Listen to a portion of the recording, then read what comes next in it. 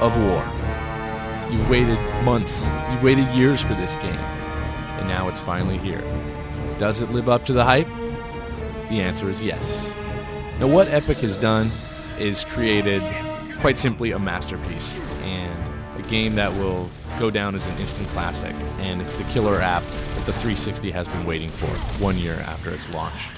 The key to Gears of War is all about the new cover system. Basically, you're going to be able to attach yourself to any wall, to any tree, to any bombed out Honda Accord on the streets of the planet Sarah, and you're going to be able to stop and pop and move from cover to cover as you take out the Locust Horde.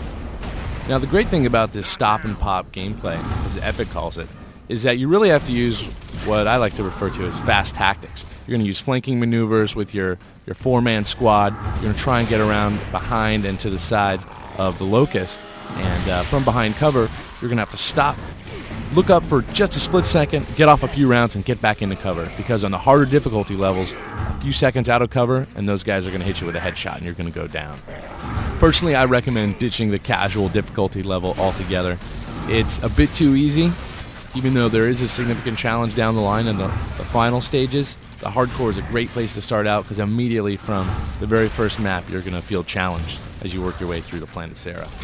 Now, the great thing about Gears of War is they've really created a fantastic atmosphere on the planet Sarah and all the different environments you're going to see. You're going to start out on the bombed out ruins of a city, and the architecture just looms over you, these old Greek and Roman inspired temples, just, stories high. And it really is such a beautiful game to look at, just to look at the buildings. And then you're going to move through a village at nightfall, and it's spooky, and it's kind of a survival horror map. Then you're going to go through these glowing mines. You're even going to get in a minecart. You're going to get on a speeding train. It has a ton of great-looking environments, and they all feel distinctly different from each other. My personal favorite aspect of Gears of War is cooperative play. Via split screen, locally, or on Xbox Live, you can play two-player co-op missions all the way through the single-player campaign. And it's really as if Epic designed the game to be a co-op game.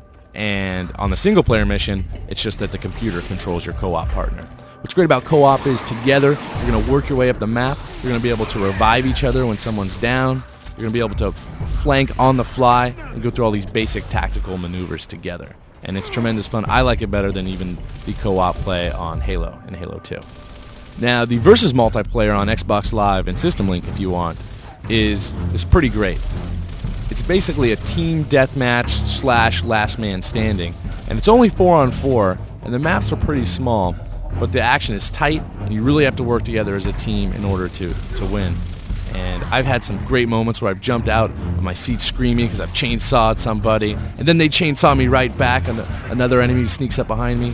So you're going to have plenty of fun playing multiplayer. The only problem with it is there's only that basic mode. There's also a kill the leader mode. There's also another mode called execution, in which they have to come up and chainsaw you in order to finish the job. But basically, it's team deathmatch. It's 4-on-4. And I would have liked to see some capture the flag. I would have liked to see even just an 8 versus all original deathmatch. Something other than the team deathmatch concept. Because sometimes I just like to go by myself and chainsaw people. In the end, though, Gears of War is obviously an instant classic.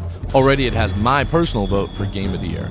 Although the campaign is relatively short, the 3 difficulty levels make for an awesome challenge, and I think beating this game on insane difficulty is going to be right up there with beating Halo on Legendary. It's going to be a feat you're going to tell your friends about, get really excited about.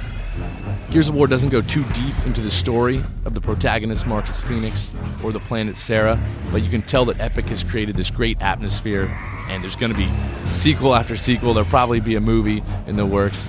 It's going to be a huge franchise from here on out, and it is definitely the killer app and a must-have game on the Xbox 360 this year.